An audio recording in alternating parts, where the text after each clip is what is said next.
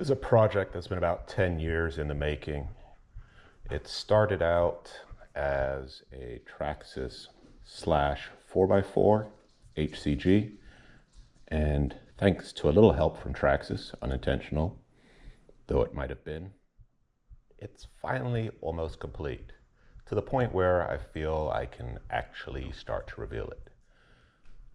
As y'all know, Traxxas just came out with a Jato, which made converting a Traxxas Slash into an 8-scale buggy a lot easier. So let's look at what I did, what I think Traxxas should have done that would have created a better product than the Jato VXL 4S. As you can see, this buggy is not quite functional at the moment, but I figure it's been 10 years, we might as well get something out there, and the final parts should be coming in to do the repairs and get her up and running. To start with, this was a Traxxas slash 4x4 regular vehicle. It's been upgraded in a previous iteration to include the drive shafts and rear hubs from an X01. In order to get the X01 drive shafts to work with the Extreme Heavy Edition hubs, you have to get a weirdly sized bearing that I managed to purchase from Boca Bearings. They're the only people who apparently make that size. I am running HPI Vorza shocks, front and rear. The HPI Vorza came with the same size shocks, front and rear originally. It doesn't anymore. And as I started this project 10 years ago, the rear shocks are really old. The front ones are current production. Or, actually I might have that the wrong way around. The one with the purple adjusters are the older version. The one with the black adjusters are the newer version. The wheels are X01 wheels. These are just a standby. I will be exchanging those for something a little bit nicer, maybe more appropriate when I get done. The wing is currently off a first generation Arma Typhon 6S. And I've upgraded the electronics significantly. This has the Hobby Ring Quick Run BL150 waterproof. This is an 8-scale ESC and motor. It's being held down by the Traxxas mount intended for the X01. It bolts right into the chassis without any modification. It's a little out of joint right now because I had an extremely high-speed collision, which is what caused all this front-end damage, but I'll be adjusting it back. I also used the 2600 kV motor. This is a brushless, sensorless system. The receiver box is from a first generation Centon, and the batteries are some 4000 milliamp hour Spectrums, mainly because they have an amazing form factor that sits and works perfectly in this buggy.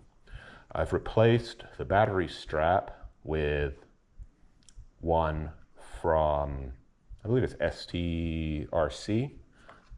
It allows you to put basically any size battery you want. The receiver box is held down by Velcro, which allows you to pull it out and move it easily, and means you don't have to actually modify the chassis.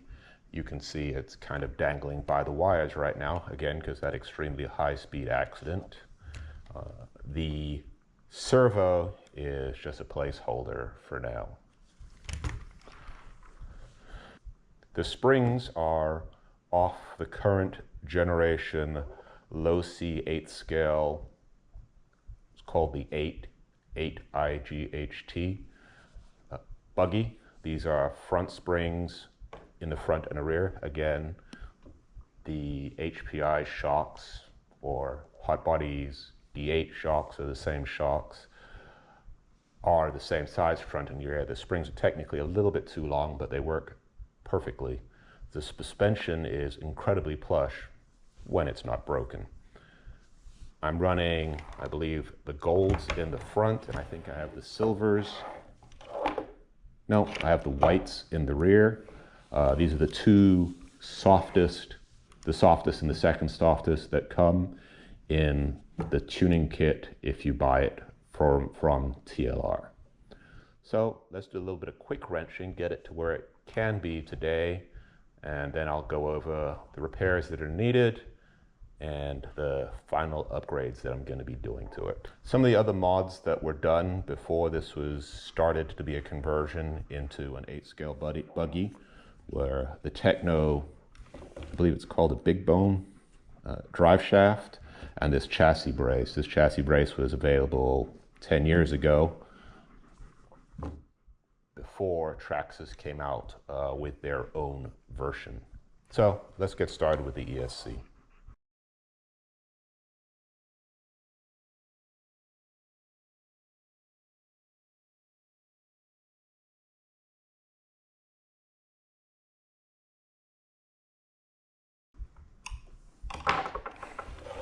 All right, that's back in place. Let's take these batteries out.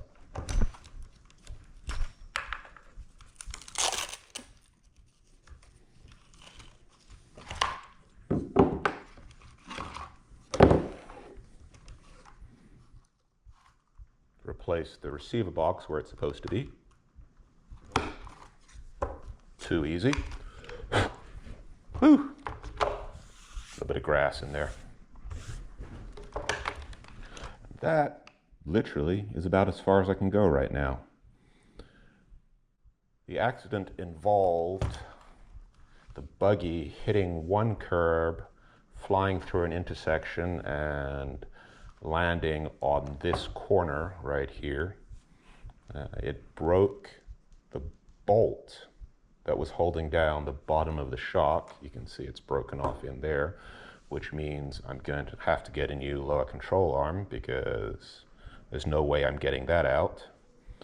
The second piece of damage was right here to the CVD from the X01. This is literally the first one I've ever broken. And the bulkheads for the front here and down here, you can see it's broken right here, which has allowed this retaining pin to be unretained. Looking at the end of this control arm, it has hollowed out this hole into an oval, so we're going to have to replace that control arm.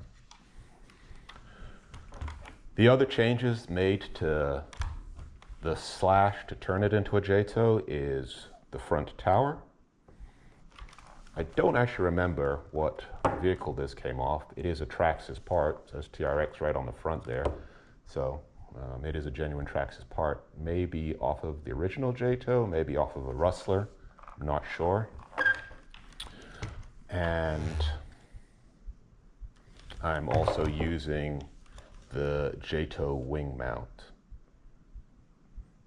What I have coming are basically the replacement parts to do these repairs, as well as the option wing from Traxxas. I hope you guys stay tuned for the final reveal.